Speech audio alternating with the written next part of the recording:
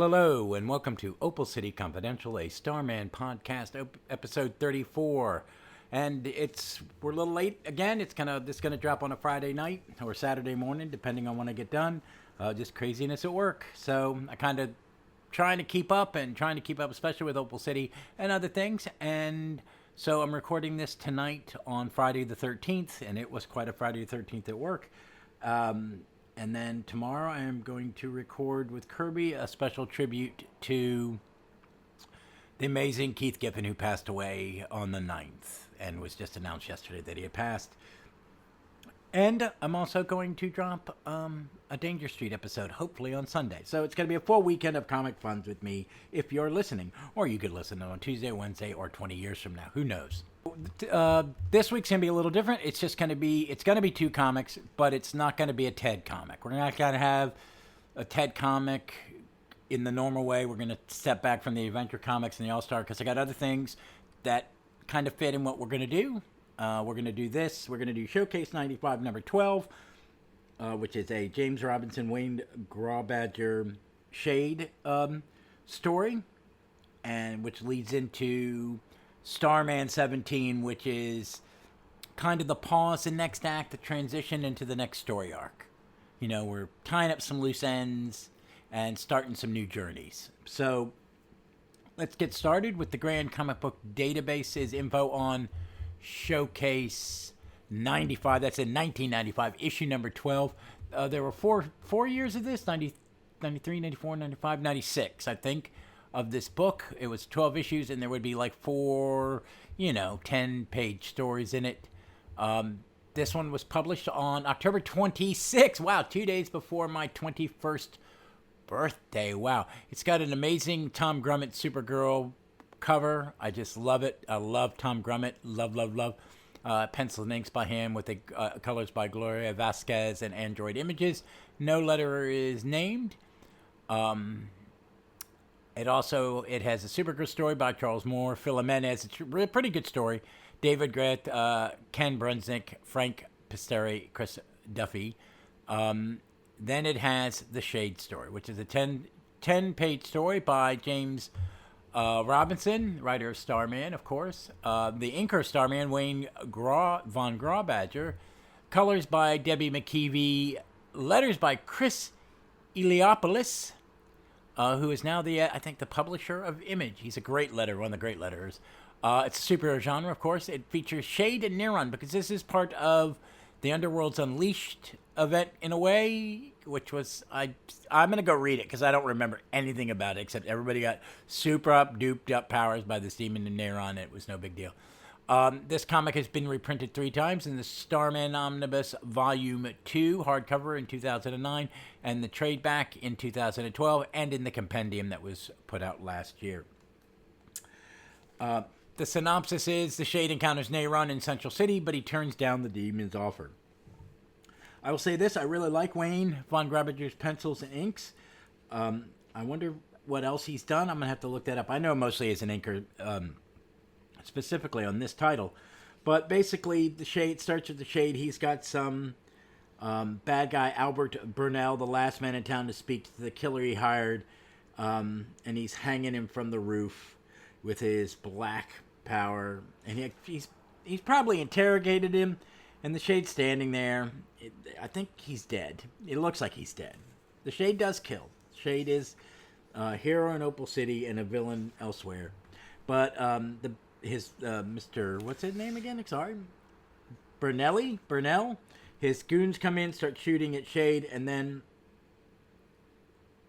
the bullets pass through him, and he says, "You could have walked away and had a quiet, lazy, long weekend indeed. But unfortunately, for you that is, you chose otherwise."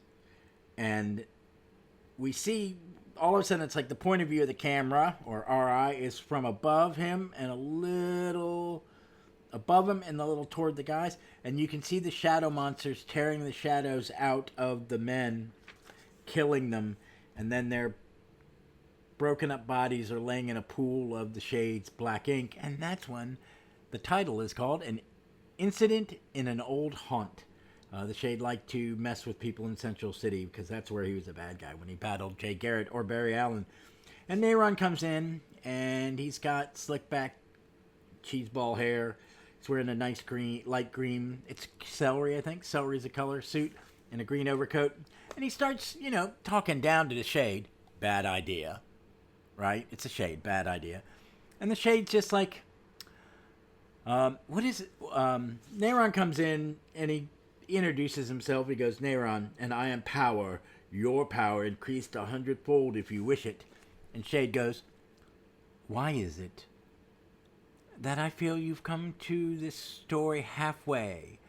I've had many saucy, delicious offers in my time, and never one so utterly could not define the motive of. All right, I am power. You said. You must be very happy.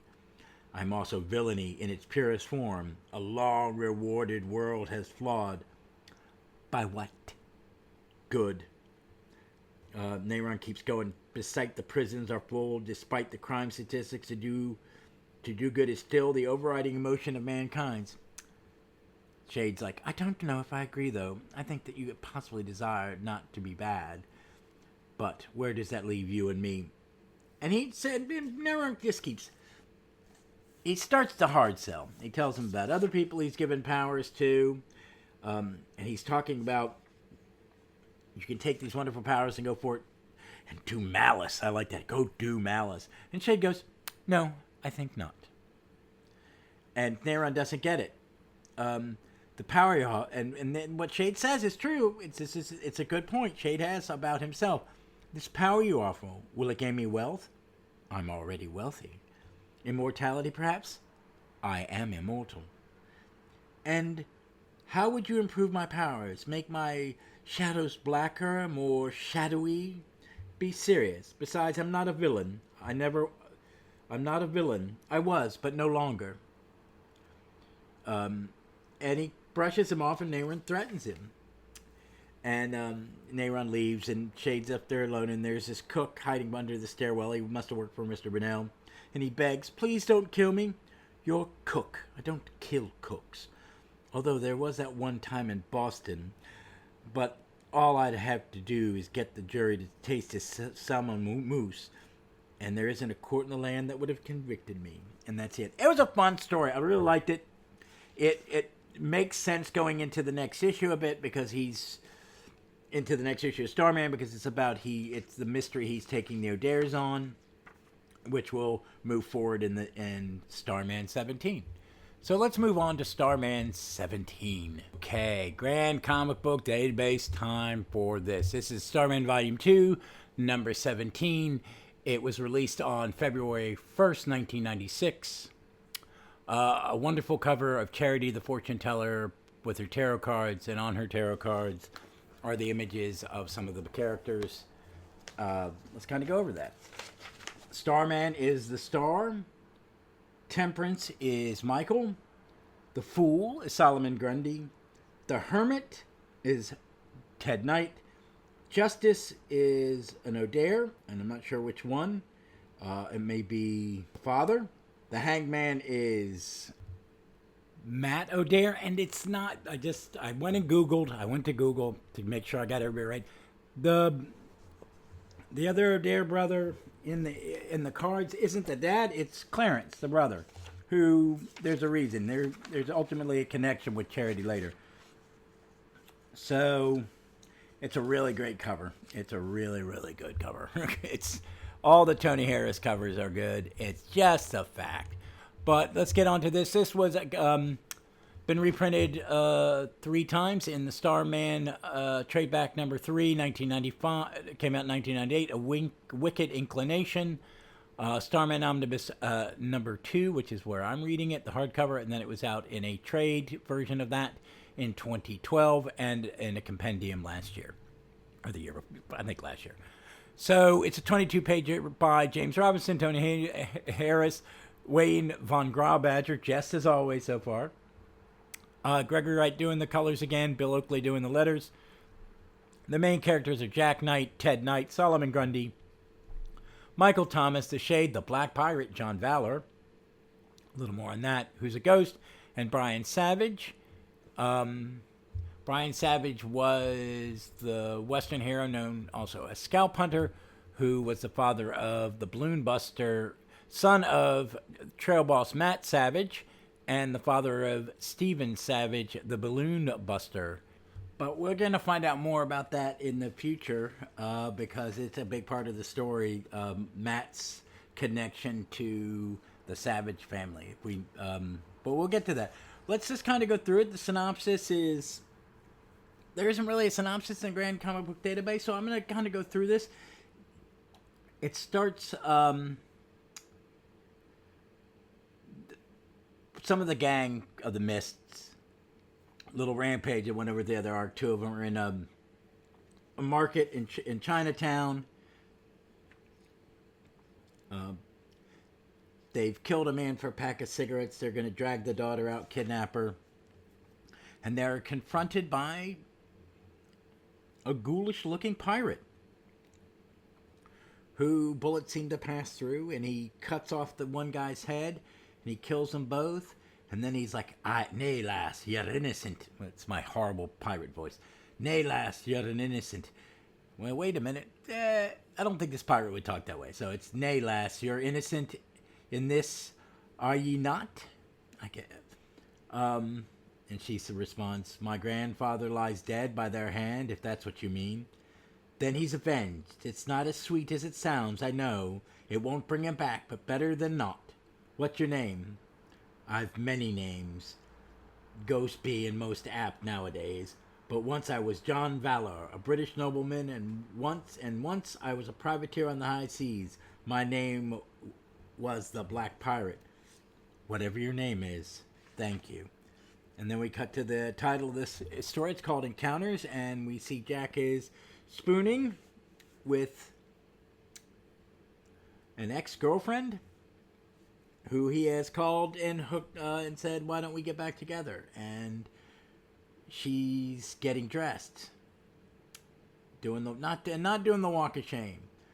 And it's great because this is it's a good way of telling us where Jack is emotionally. He's called her saying, why don't we get back together? And some of her dialogue explains what he's doing. He's just trying to fill a void. And people do this, and I think I like the way that Robinson shows it. She starts, no, I'm going. You know what last night was? And his response is, great, is what it was. Goodbye is what it was, she says. And she keeps going, and she says, you and me, we've been on and off for 2 years. Months together, months apart, always when you feel like it, though, huh? Like yesterday, call me. Hey, Lucy, let's get back together. I miss you. I love you. I think maybe you're feeling lonely and vulnerable and you want some loving. Me, like a fool, let you have it. But I know it's not going to last. Not going to last no more than the last time when you dumped me for that stripper. Lucy, don't dredge that old mistake up. I've changed. I'm a superhero. I have responsibilities. I've grown. I never use that one. But, and she just tells him nice things. She's taking a job somewhere else in Midway City, Hawkman's hometown.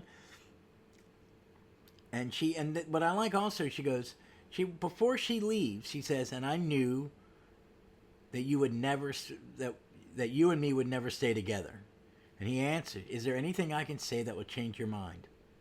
I don't think so. And his response is, then good luck. I like it. He sees her point. He moves on. Then we cut to Ted. He's sitting by the bedside of Solomon Grundy, and he's thinking about all these things, and he's remembering that Grundy killed his friend, Star Spangled Kid, when he was Skyman.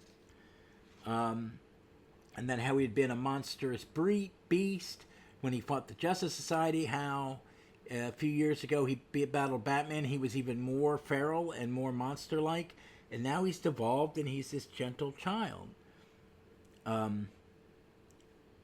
And he's torn by it. He's starting to realize that the new person every time the swamp reforms him, which is cool because that explains all the different Solomon Grundys, and I kind of like that. I really kind of like that.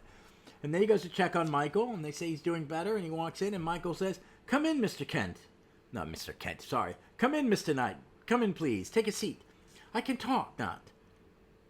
I can't wait a minute. I cannot not. I can talk now. I cannot wait to talk with you, and it's great. And then we cut to Jack's at Charity's,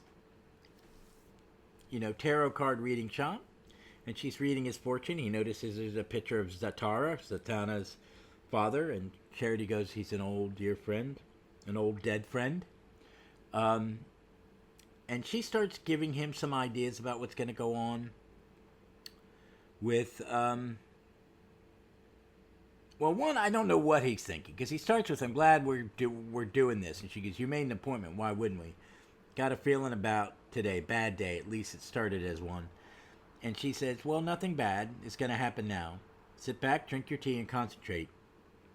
Hey, I know the guy in that painting, that's Zatar." And she says who it was. She goes, "You're close to space from outer space." And he's like, why would I ever go out there?" "Because your father did, because someone will ask you to, who you'll feel unable to refuse." "And what about the winged man he's coming?" "Not yet. In fact, his path has changed. His course. As a result, you may never meet him at all." So that's kind of, there was supposed to be a Hawkman arc that's been kind of cut out, which never happens. But she starts just giving us hints about what's going to happen in his life. And when it's all over, he asks her out for drinks and to go see, a movie. And she says, "No, I'm sorry," because she knows he's trying to pick her up. But she goes, "You're not the one for me, Jack, even in the most casual manner. I'm saving myself." And he was like, "Until marriage? Nothing like that. No, back home, there was many the cab of a pickup truck that knew my feet against its windshield. But here, Opal City, there's another I'll meet and love. Who? Not Jack Knight is all you need to know." And he goes, "Then let's go to the movie as friends." And then we cut to the four Adair children hanging out with Shade, and they're all arming themselves to go battle the demon in the poster. And Clarence, Clarence isn't here. But one of the brothers didn't tell him he doesn't know what he's doing, because Clarence is a good one. He's the young one, or the more innocent one, no, wait a minute, he's the oldest. I get confused with all these damn O'Dairs. And he's most likely not to do something shady with the Shade. Jack goes and gets a haircut, talks about a building he can't rent because he's got to buy it because, he's a superhero. No one's going to insure his business. Why would they? And he bumps into Sadie. And then we cut to the new commissioner, Mr. Wu. Commissioner Wu. And Wu is talking to O'Dare, the oldest Clarence O'Dare, the oldest officer. Mr. Wu's been made. Bailey's gone as a commissioner. Now Wu is the commissioner. So Clarence and him are talking. And Clarence is he's talking. Wu's asking about the arrangement that in the Golden Age, what Ted had with the police. And Wu ultimately asks Clarence to be his liaison with Starman. So the big thing of Batman has Gordon, Jack's going to have Clarence and Commissioner Wu. And then we cut to the Shade and the O'Dairs battling demons in Damon Merritt's, the man who owns the poster, is living in the poster's hideout in the South Tunnel, near the South Tunnel.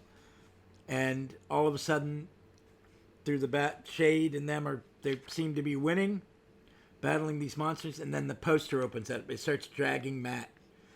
Now that one of the O'Dare fought their magic with his special brand of something, how in the end the demon of the poster returned to his realm, dragging his minions with him. The vacuum within the sanctum was strong.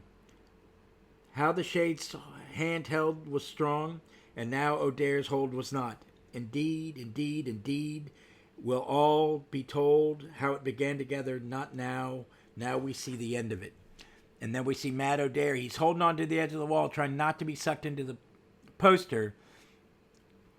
And he begs Shade, "Keep my name clean, Shade, for my family's sake. I was a bad cop, and I don't want that O'Dare name to be dragged through it because of me. Do that and we're square. I'll face whatever I have to in the netherworld, no more than I deserve. But hand me my guns over yonder, for I'm taking no fools demons have me without a scrape. I go out fighting. So he hands the guns to Matt. You are bad. Shade tells him, you are bad. You were a blight. Why the change? The gallant heart. No time, crazy tale. You wouldn't believe me. Humor me. I'll make sure the Adair name stays virgin white. Had a vision. I was an old Western lawman reborn. He guarded old Opal. The vision made me see the error of my ways. Your scalp hunter?